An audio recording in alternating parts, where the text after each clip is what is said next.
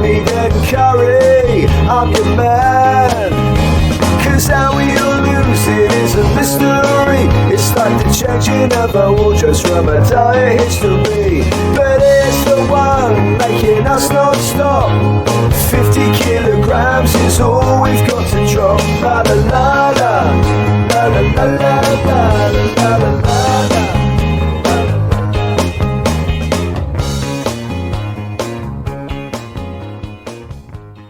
Ladies and gentlemen, welcome to this week's 50 kg drop podcast. Joining us today, we have big, beautiful Bobby Cooper giving us an update on his carnivore and no sugar diet. And we also have the man, the myth, the legend, Mike Collins, the real sugar-free man. Mike, hello. Hi, gang. How you doing? I'm doing well. How are you guys doing? Good. I've got to fess up something. I had a terrible week last week. Did you? Terrible week. Do you know what? I've avoided people management at work for a long time to focus on my own kind of mental state and this type of stuff after various reasons. And I started getting dragged back into it last week. And I'm trying to really step up the weightlifting. And I think I overdid it to the point where I was just like ravishingly hungry. And then I went out and got pissed on Friday. I went straight back into that old mindset of, nah, I'm going out. And I think it was a mixture of all of the above. And I got pissed, ate a bowl of pasta when I got in that I delivered. And I've been beating myself up for the rest of the weekend. I've managed to get to hot yoga and boxing, but on Saturday, did you hungover eat shit? no, I went boxing 9:30 a.m.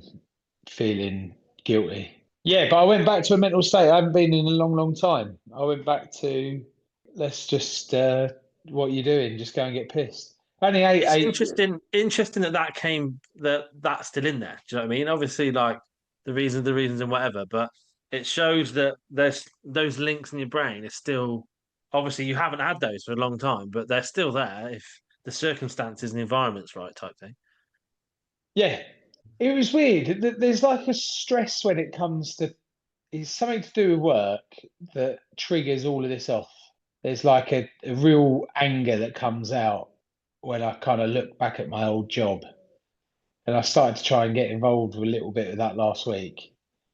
And then the next minute, it flooded back this kind of like self-destruction, go after it type mode, which is a bit odd.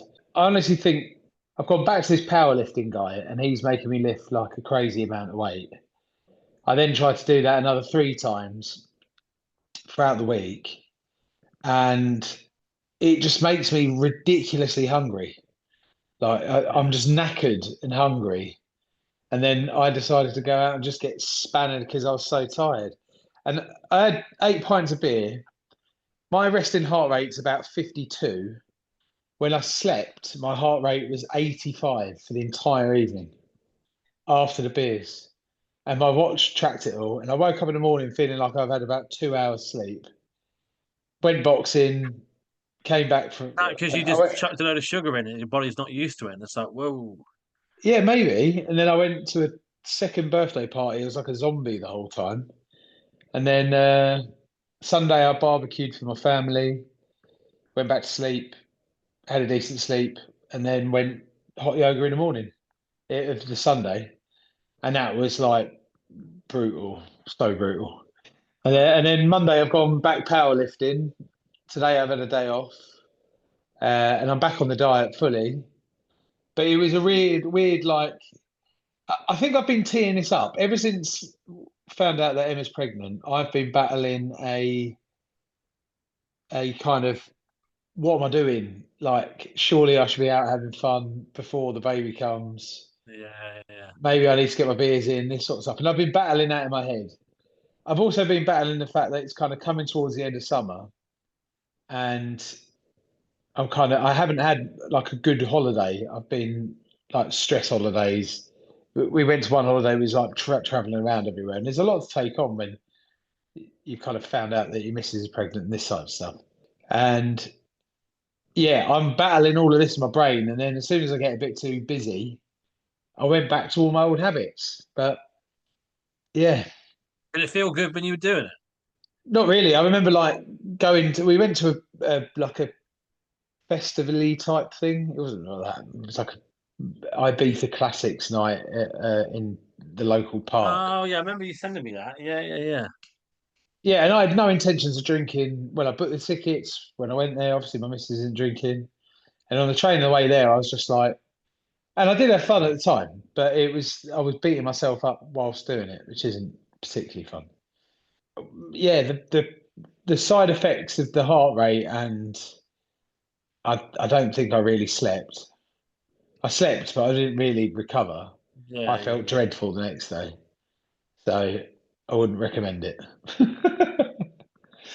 But did you have that last time? So obviously you did the diet for 4 or 5 months and then broke it, went on holiday for a couple of weeks and had fun. Did that happen, or did you not have the wash on? I did have a wash up, but it didn't happen. I didn't drink that excessively as well. When I Right, first came back to booze, it was only like one or two drinks. right, right. Yeah, I wonder why the heart rate went so high there. You wouldn't have thought it would do that for so long.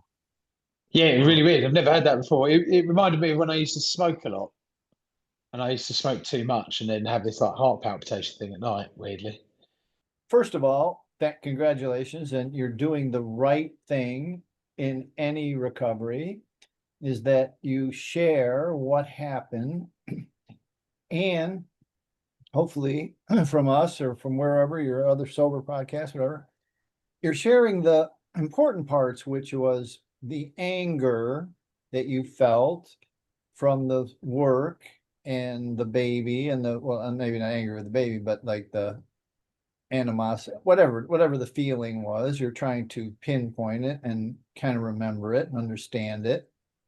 And these are the things that most people neglect. They don't understand. They don't focus on. They're focused on other things, but this, you and I had like you had some anger things coming up before in the middle of the sugar stuff, in the middle of your stuff.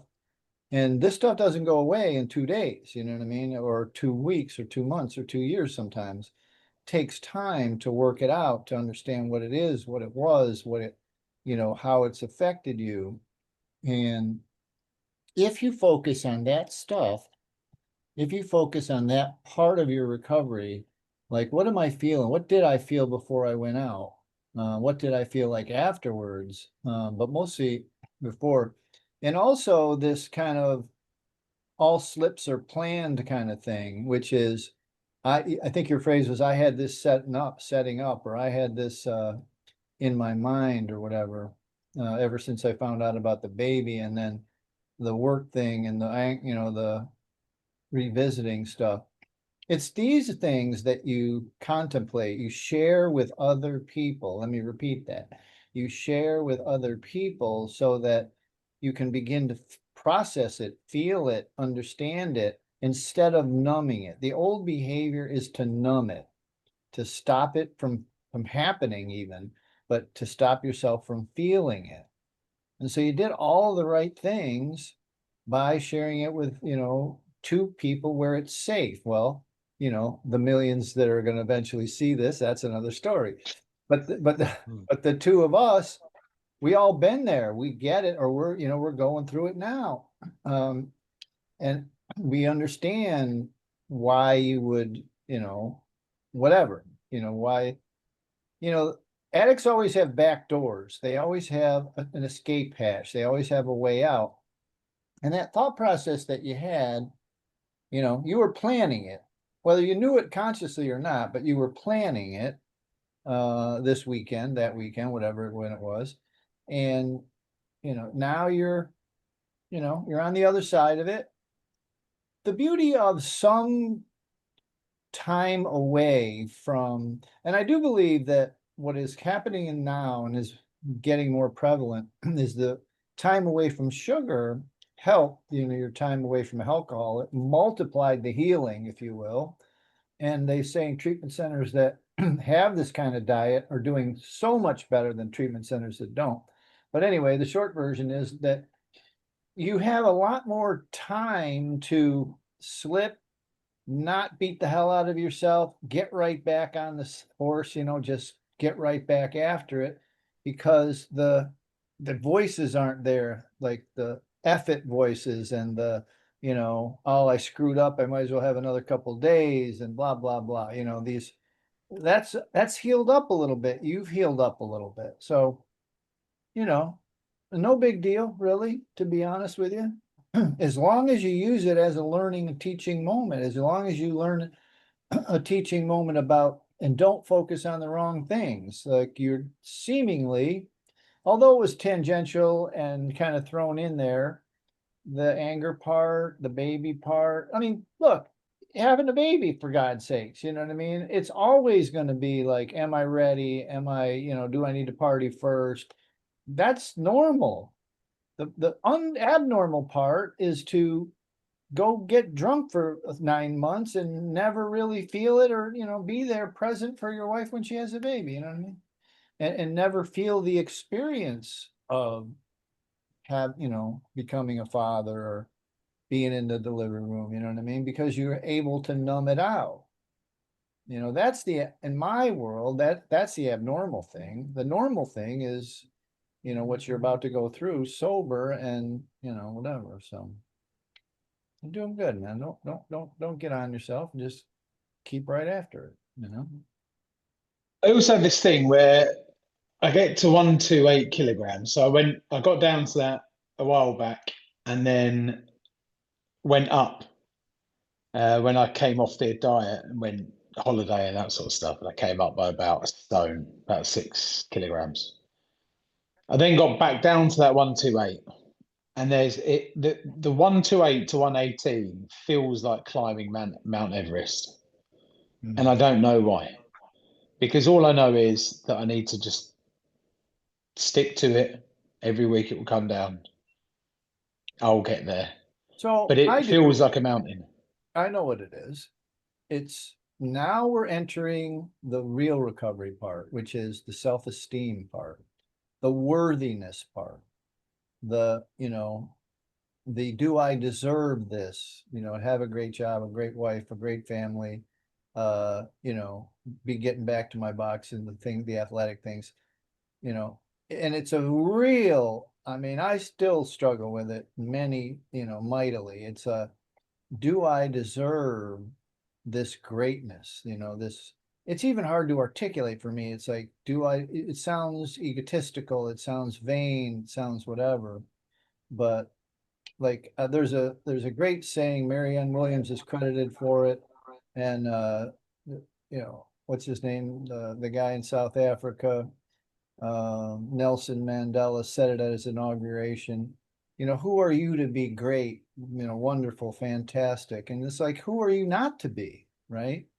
Well, addicts traditionally don't have that mindset deep inside them. There's a sense of a lack of not worthiness is the really best way I can put it.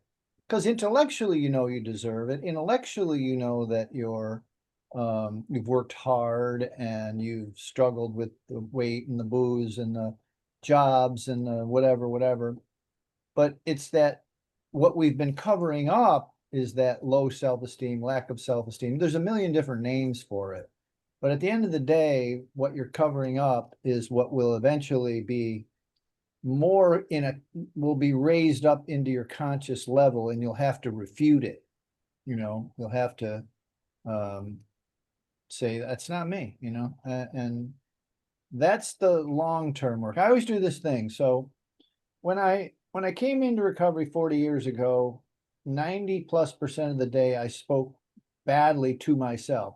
If someone had spoke to me the way I spoke to myself, I'd have beat the shit out of them, right?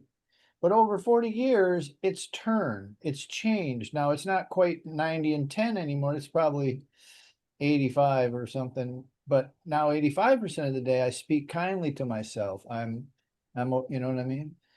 And again, these are things people do not want to talk about. They do not want to look at. They do not want to surface. And that's one of the reasons we use anesthetizing substance and sugar and caffeine and alcohol and drugs to shut that damn voice up, quiet it just for the day or the evening, So Yeah, and you're there, you're on your way to your goal. A lot of your goals, or hope, that from what you've articulated to me, don't, come to the meeting every week and just blubber it out, You were pissed pissed has another conversation. That's getting drunk over there. You're upset with the boss and the stupid employees, and you're scared that your wife's whatever, and you're whatever angry at somebody.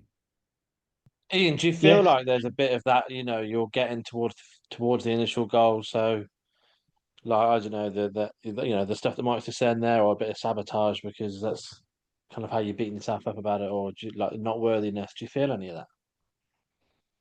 Yeah, self-sabotage is the manifestation of it. Yes. Yeah, it kind of makes sense. 'Cause I mentioned before about this like voice in my head, which is like new Ian, old Ian, right? Yeah. Old Ian totally dominated my brain last week. From about Thursday throughout the weekend, it was just like, what are you doing? Stop it. Fuck it off. Let's go. Yeah. Yeah. The whole devil and angel on your shoulder shit. Exactly that. Yeah. And he was, yeah. And it wasn't like an old school kind of blowout. Well, it was in the end, but it's just all a bit too much last week, basically.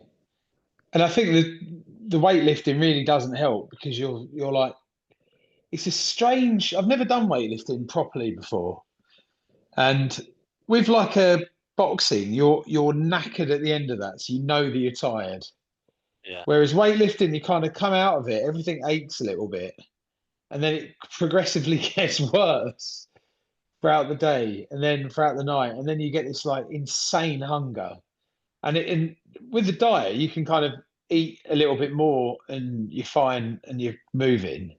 Whereas this is like this a bottomless pit type hunger, and you can't really fix it with just eating more food. It's just like just need to put more and more and more in, which seems to be building up a bit. Same thing happens to me when I lift weights, even today. You're just starving. I think your muscles are needing whatever the nutrition. I don't think that's uncommon. So Weird though, but anyway, my head's back on this week. What lessons have you learned? Mike spoke about, like, don't beat yourself. Make sure you learn from it. Is it to do a bit less on the weights? Is it to maybe step No, back from some of their work, or what? I think Mike's probably right about the low self-esteem bit. I think there's something wrong with that old job of mine that hasn't sat well. It might be the company environment or something, but something in my head isn't sitting right. And every time I dip back into it, I get this crazy amount of frustration. And then the natural kind of next step to that frustration is to drink through it or go and take your substances and do this sort of thing. And if I think about my biggest was me right in the storm of all of that, eating my way through and drinking my way through that kind of crap. I actually stopped drinking. It was more eating my way through the stress of it all. And I've kept myself to myself, and I've kind of left myself out of all of this. Now I'm picking up some responsibilities that are in theory old, and it's still not sitting right with me.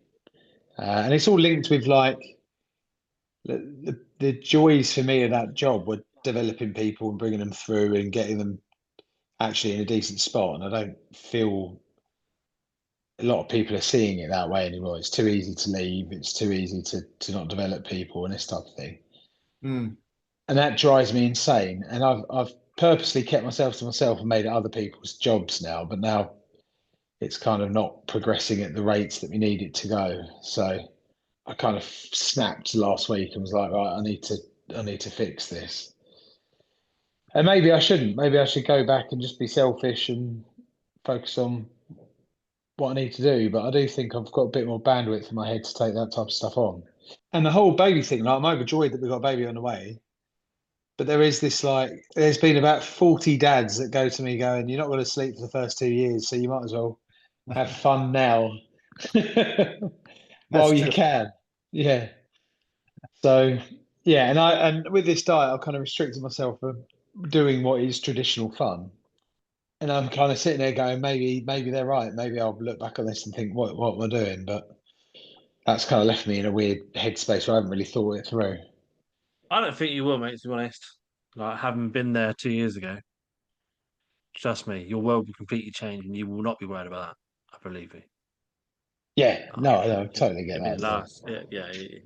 I don't think, knowing you as well as I know you, I don't think you'll at all be like, Yeah, I oh, I mean, should have got this then. just the fact that your processing has to change. The way that you process has to change. You know, it's not just cover it up. It's like work it out, work through it.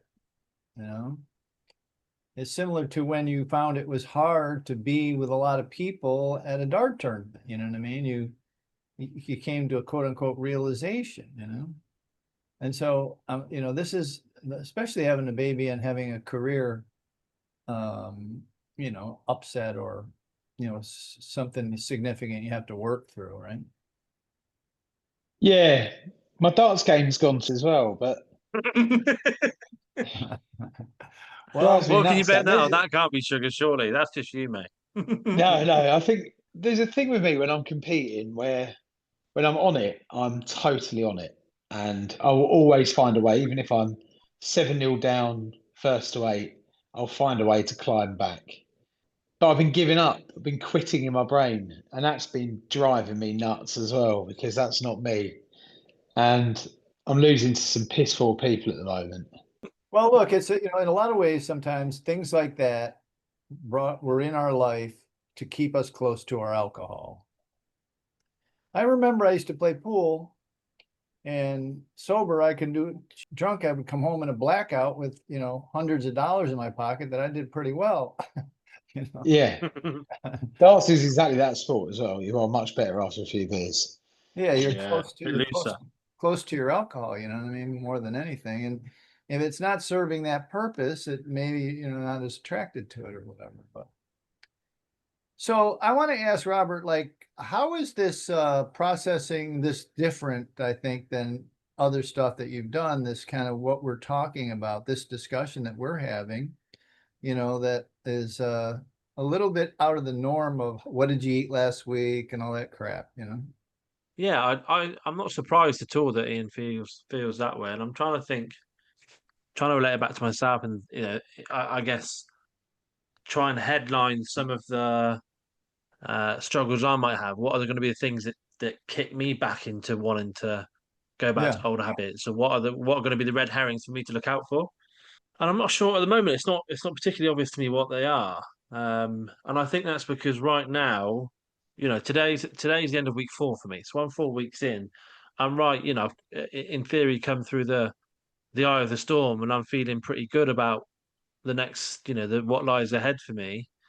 And so I've still probably got the novelty of, and I've seen the results and all that kind of stuff that's keeping my head from there to think about, like some of the stresses and triggers for me that maybe got me to where I was before, because I'm so far removed from trying to come off of, how strict this is and maybe trying to interact with a bit more of the stuff I did before. So yeah, I'm not exactly sure what I've got to look out for at the moment.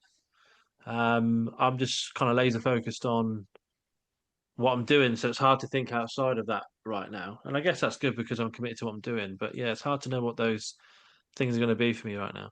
Yeah, that's the first thing. It has to be the abstinence first, you know. But Yeah. sometimes it comes up right away. Sometimes it takes a little time. Let me ask you a question. So you had a baby 2 years ago, is that right? Yeah. It's 2.5 now. Yeah. Okay, so during the pregnancy and thing, did you gain any weight in the last couple of years? Since I've had him, yes. Okay. Did I during the pregnancy? Probably, yeah. Yeah, I'd say so. Yeah. So look, I mean, you're starting to see the parallels, the corollaries in the, you know, it's an emotional time, you know. I mean, Yeah. it's a time like, especially your first, like it's a little bit, you know, my worth, not the worthiness there, but more like, am I ready? Can, you know, you're never ready, first of all, you know what I mean? But like, Yeah. how's my life going to change and blah, blah, blah. And so we go back, we default back to our original coping mechanisms that, got us in trouble. Well, they served us in the early days when we were children.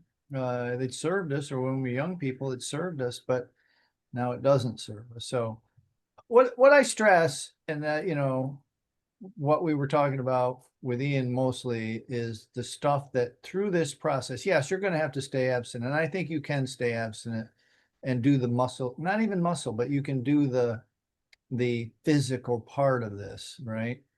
But I think what's happening, and I shouldn't say it this, but I think what's happening with Taylor is that, it's this part is where the work is. This is the real work, right?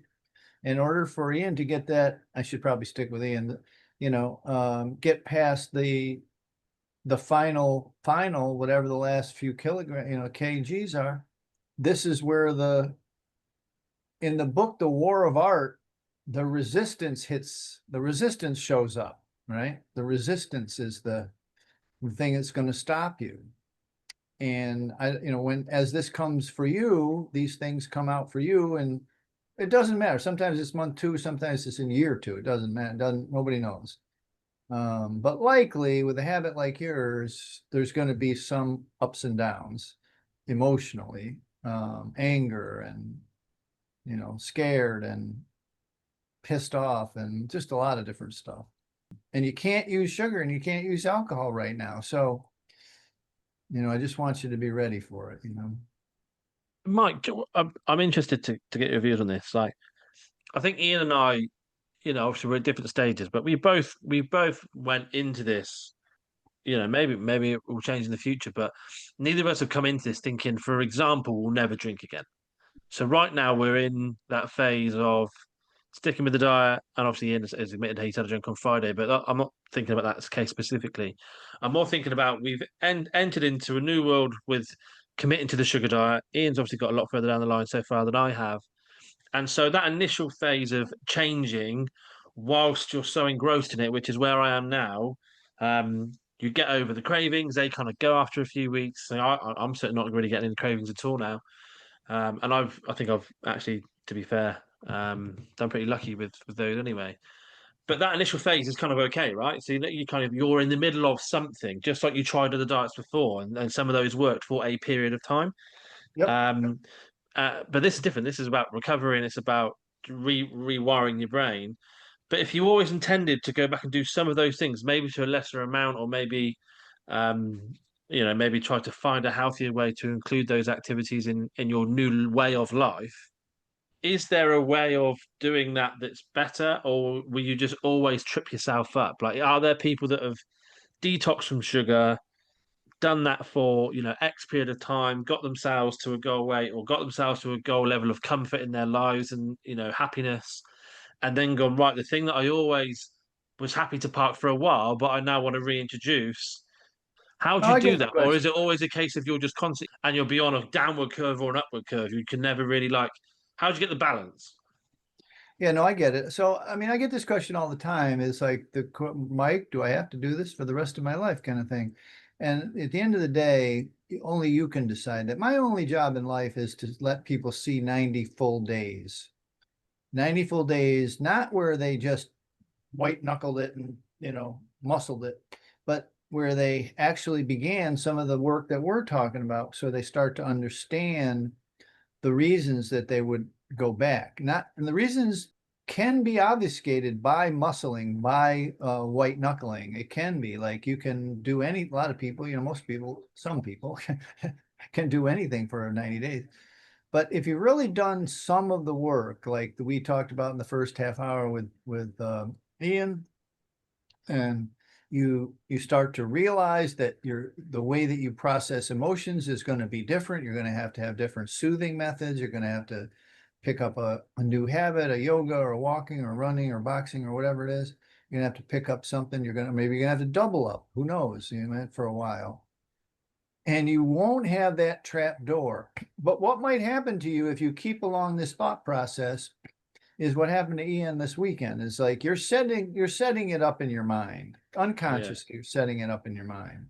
And a lot of people don't make it back, right? One of the phrases that I used to like is, I don't think I got another recovery in me. And sometimes the recovery isn't a couple of weekdays and a weekend or whatever. It's years, decades sometimes, but it's, you know, because it feels like too much work to Yeah. go back and do it again. Because you remember the first part of it was hard and you don't want to go back there, you know. There's a phrase, the easier, softer way. You want the easier, softer way. I mean, you've seen, what's his name, Goggins and all these guys, you know.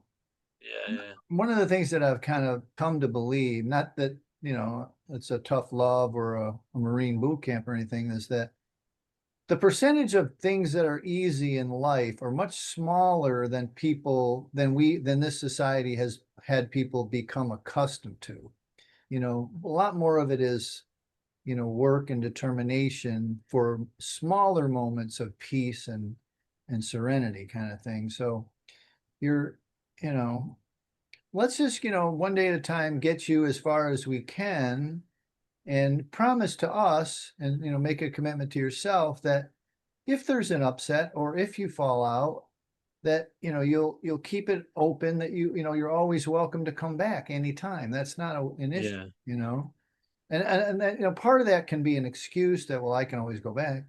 But moreover, it's like you know, just moving in the direction of you know, positive, stay off it for a while, see how you're the one that's got to make the decision at day 90 or day 120. You Yeah. know? Yeah. And I don't intend at the moment. I've got my plans pretty set in stone, but I do wonder how is there a mindset or is there a setup you have where it's not a case of I'm on it or I'm not? Is there I don't know, a hybrid version or something? It's hard Okay, to, so the because answer to your otherwise it feels like, and this isn't a diet. I get that we're looking at the detox, but it just feels like someone doing a crash diet and then going, all right, I'm not on it, so I'll eat takeaways. No, I'm doing this, whatever the latest marketing diet is. I don't want this to be like that. And because of where my brain's at the moment, I've lost all my cravings. So it isn't like a diet, because if I was on a diet, I could be 4 weeks into a strict diet, but still want the thing that I yeah can't have. Whereas right now, this is different. So my brain has definitely changed because I don't want the things that I couldn't have before. And I'm not actually thinking about the fact that I can't have them because I'm not thinking about them at all. So it is different and is much more manageable in a really good way. But yeah I mean, but the I'm answer to never the gonna not, question, I'm not sat here saying I'll never have a chocolate bar again or I'll never have a pint again. So at yeah some point the there's a answer to change. the question is simple. It's like you will have the tools at that point. If, you know, as long as you get out 120 Yeah, days, you'll have the tools to make that decision in a better, easier way. You'll have, first of all, you'll see the arc of how you really feel. The one thing that's amazing is when you heal up a lot and you have a whatever you have, you feel the full effect of it, right? yeah, It's like yeah, a 5-year-old having a full chocolate bar. It makes them crazy because, you know what I mean? Because they've never really had that much before. And it's the same thing. You would have it. And, you know, one beer might really rock your world a little bit and your whatever. And so you get to feel that for real. It's like that same thing that we're talking about. It's physical and visceral as opposed to emotional and mental, right? And then you can make better decisions. And the yeah, noise won't be as loud to return to that or to consistently obsessively use, right? And you'll have a team, a group of people that you can go back and say, this is what happened. And you always can talk about it. We can talk about it. You can, you know, you can talk yeah. about it. So it's that whole collective information, community, and visceral feelings that are contributing to a decision that's very, very different than the one that was last year. You know what I mean? Yeah, I, fair enough. I That makes will sense. say that your brain, even when was breaking, when I had that plan bit, I was thinking about going back on it straight away and planning to get back on it straight away instead of it being like, oh, I've broken the diet. Let's just see how long I can get away from it for.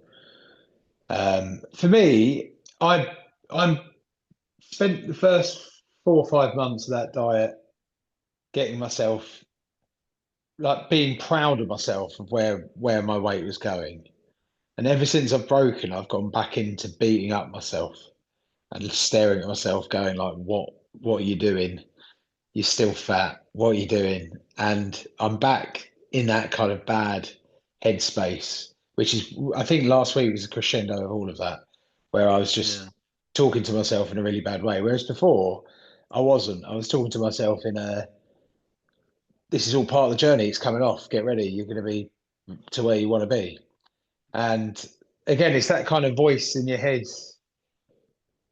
winning. And I think where I broke the diet from when I went away to now, I've been trying to bend the rules on the diet without me really knowing it. And every time I did that, I was kind of cheating myself. And then the other voice is coming back saying, well, you're going to have, this will be another diet, you fucked. And all of that. So I remember looking at myself in the mirror on Sunday, going, "Look at the state of you. You've just ruined all of your progress." I obviously haven't, because it's Yeah, only yeah. 1 or 2 days. But I remember saying it out loud, and my brother, "What's wrong with you?" But that's where my head goes when I get into this state. And I think your comment is a lot along the lines of that, because the desire to try and to get fit and get all this fat off is like such a big task in my head that it seems a million miles away, right? Even though I am probably 10 kilograms away, I've already lost 40. I've just got a little bit to go. Yeah, And you've done then 80% of it. Yeah. you go straight back into beat yourself up mode. And that's the thing that I'm trying to switch off in my head, because that beat yourself up mode makes me then drink, eat whatever I can see, because I've given up. Do you see what I mean? And that's the bit that I'm not allowing to happen again, because But that's how I all of guess these diets end. so the point you're saying back to that then, Mike, is but now you have a better set of tools to hit Yeah. Monday and be back on it like you are now, whereas that didn't roll into another week of, you're not planning another drink this weekend. So now you're better equipped. Yes, you still had the slip up, and did something you weren't intending on doing, but maybe it's just consciously were, but at least you've got the tools to go, right, well, I'm back on it straight away. And hopefully then you don't have that cycle eventually, I guess, the longer you go on of that beating yourself up voice just goes. That's what we're saying, Matt, right? Is Yeah, then you I'm lose going straight that back small in the monkey fire Saturday. loses. Yeah, I'm going straight back in the fire Saturday. I'm going to football away day, first game of the season, where you would normally drink 20 pints. I'm not going to touch a Yeah, drink. yeah. That's the plan. Nice. All right, well, my update, I'm 4 weeks in today. Congrats. What's the figures, Bob? The figures I did want to talk about. So 2 weeks in, I was 13 kg down, right? And it just flew off. I'm now 4 weeks in and I'm only 15 kg down. Now, I don't Wow. know, it's just really, I mean, week 3, I actually put on a kilo, and then last week lost about 3. So, it's plateaued a bit or slowed down. I mean, it was never going to count the rate it was. 13 kilos in 2 weeks is utter madness. But yeah, I'm trying not to get too fussed by it. But I've noticed that's obviously slowed right down. And I don't know why that is. I'm not gonna worry too much that I'm eating the wrong things or whatever, because I'm literally not breaking it. I'm just eating meat with a bit of salt and using some butter. I'm probably using a bit less butter now, subconsciously, but there we go. I've not broken at all. I don't intend on breaking it in any way, shape, or form. And like I said earlier, I've not got any cravings. Like I'm not. It's just convenience now. I feel inconvenienced on occasions because I can't eat anything on the go. That's it. Mhm. And fortunately, nowadays I'm a lot less on the go than I was in my previous job. So my environment's a lot easier to be able to deal with this. But yeah, I really, 4 weeks in, and I've listened back this week a lot to some of your old pods, Ian, as well, from you and Taylor starting this off. And I feel like, touch wood, but I feel like I've had it pretty easy. I feel like I've come in here and I've never really got too much to moan about, but I've kind of 4 weeks in, I'm in theory, I've stuck to it. I went straight cold turkey, no veg from day one or anything like that. So I didn't do anything for a week or 2 weeks to slow down. I went literally bang, eating everything, drinking everything to none of it. And I've had one Saturday of really quite low depression, which we spoke about a couple of pods ago. And last week, for 5 days straight, I had a headache, really bad headache. I had frozen peas on my head for 3 of those days. So I had really, really bad headache. But that's it. My tummy's been bad since the start, really. But I'm no more regular than normal, and it's not no pain at all. So it's just, I guess, it's been a bit of inconvenience, but I can deal with that. Like, that's fine. But other than I've had 1 week of headaches, which was bad, and I had that 1 day of low depression. I haven't really had anything else. My cravings went, honestly, in the first week.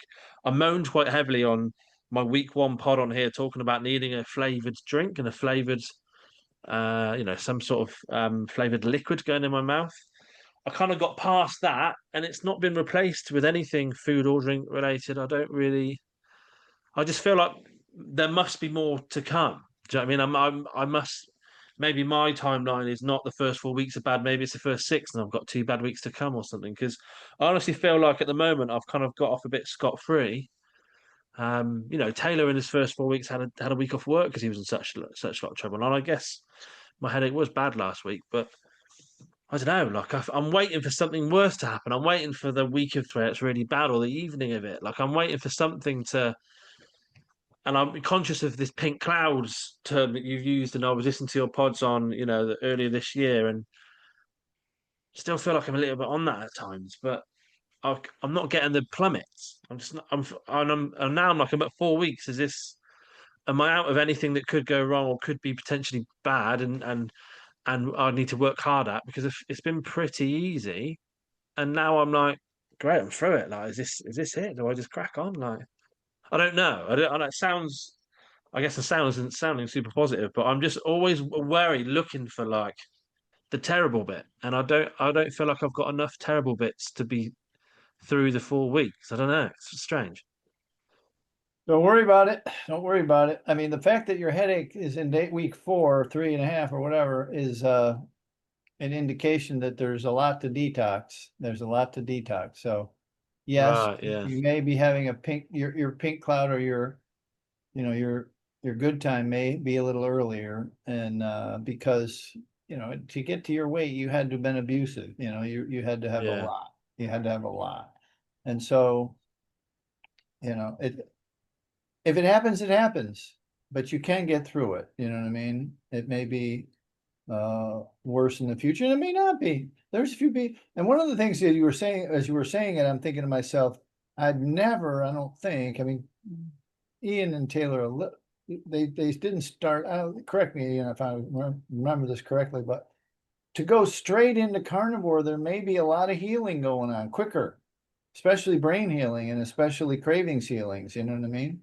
Because I think a Yeah. lot of people dilly-dally with veggies and fruits and different stuff and grains, and it keeps the cravings alive. So Yeah. And you mentioned in one of the earlier pods I listened back to, which was, there was a few questions Taylor had on one of them, and he was asking, like, can I have some of this? Can I have some of that? And you were kind of like, if you want to have a little bit of it in the first 30 days, and you're talking about maybe a bit of leniency in the first 30 days, right. to kind of get you acclimatized to the, and then go full hog.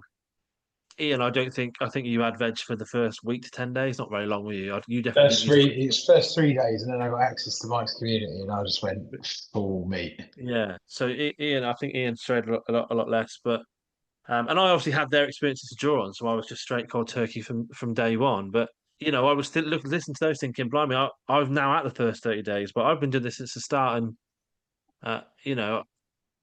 I guess it was a good decision because I'm not getting cravings. Like, I'm in petrol stations, stood next to the chocolate bars, not even thinking about what one tastes like.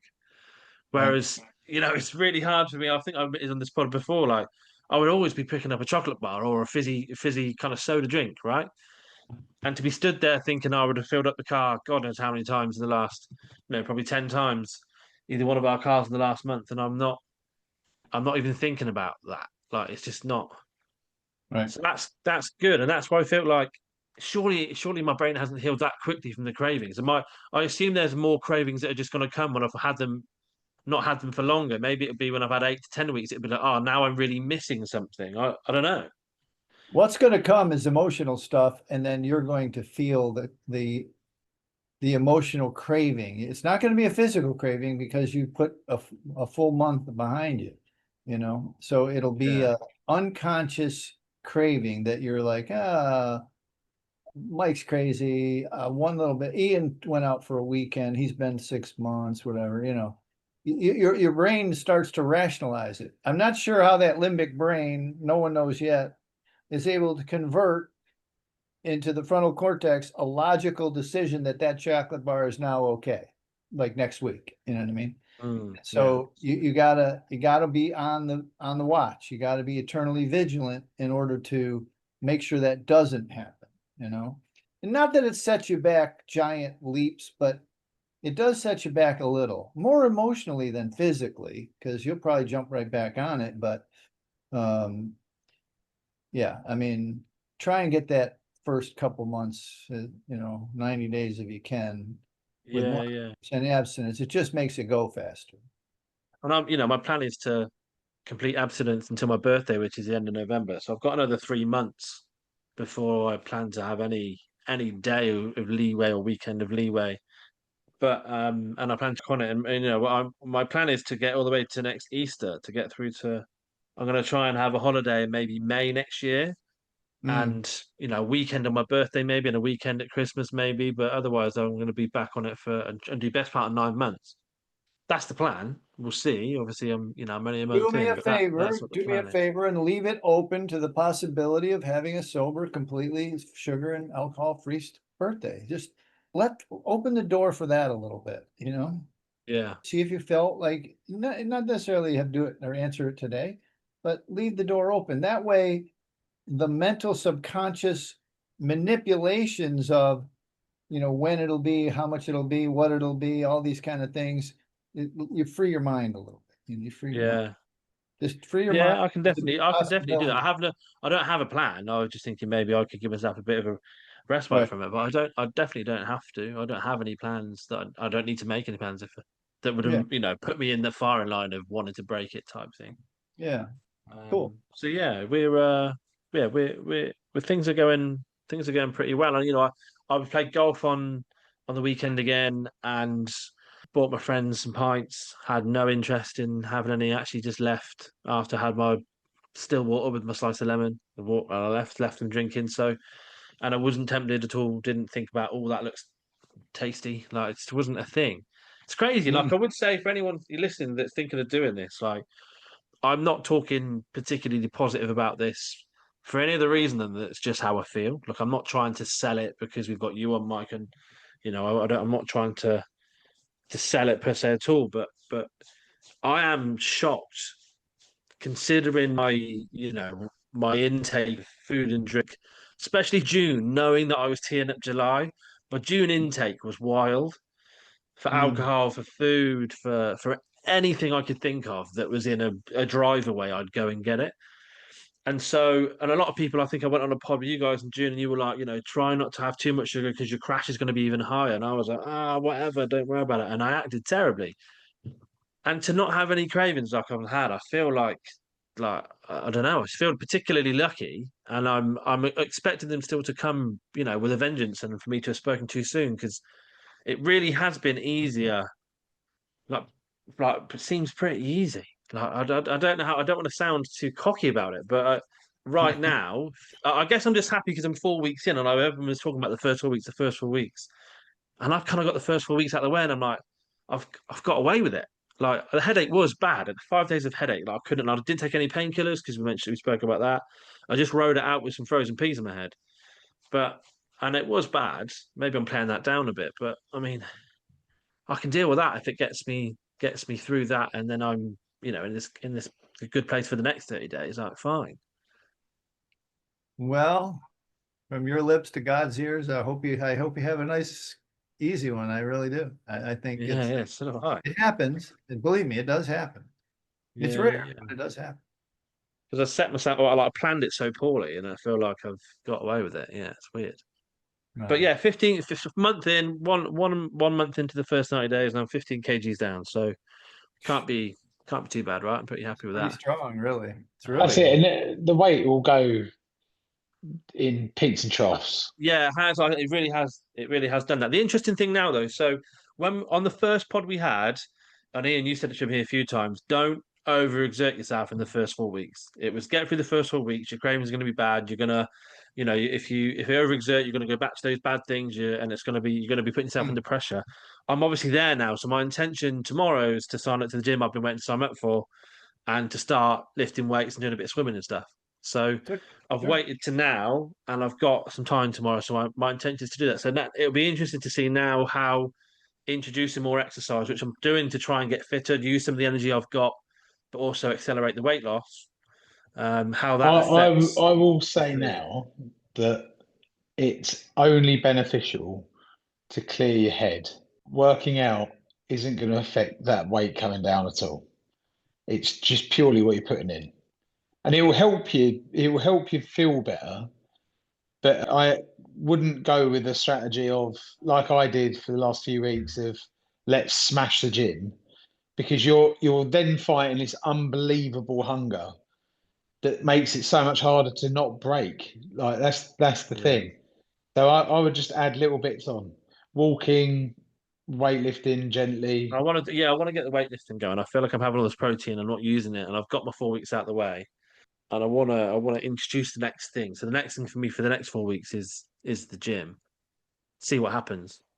I've got my meat pack sorted. I've even arranged that with the butchers now. So I've got a few weeks of that underway. So I've got certain things that are that we've agreed a price on. They've done me a great price on that I pick up now. So I've even got that like regulated, which is good. I've got to shout out something here, right? The barbecue community I'm in, all we're talking about a website called iDevour.com, maybe. But if you Google iDevour, it's butchers in Ireland. I picked up 3.5 kilograms of ribeye for £110, which is insane. And they turned up. I had 10 steaks that were like that thick. I cooked them on a barbecue, and they didn't disintegrate. It was good quality meat. It was like it's a complete cheat code. And I've never seen meat quality quite like it. It was insane. And be it in my local butchers, for one sake, you're looking at about 20 for a ribeye, for about 22 quid. These were bigger, and I got 10 of them for about 110. 3.5 kilos of beef I got for 110 quid. Wow. Premium ribeye. It takes about a week to turn up, but I would highly recommend that. I also looked in trying to buy a whole lamb and carving it up. You can do that on them websites as well. So, yeah, I devour it for the listeners. If there's a, and I've got butchers there. We're all ears. Right, gents. Good Thanks for today. I actually feel a lot better after getting it off my chest. Nice. Time to get back on it, and time to get to that 50 kilos. Stop beating myself up and enjoy the ride, you know? New Ian's got to have a voice this week. Exactly that. Yeah. Exactly that. Feeling good. I'm rolling to week 5. Let's do it. Mike, I'll see you on the 0% drop in a couple of days. Cheers, Mike. Thanks, pal. All right, guys. Take care now. Bye. Bye. See you soon. Bye-bye.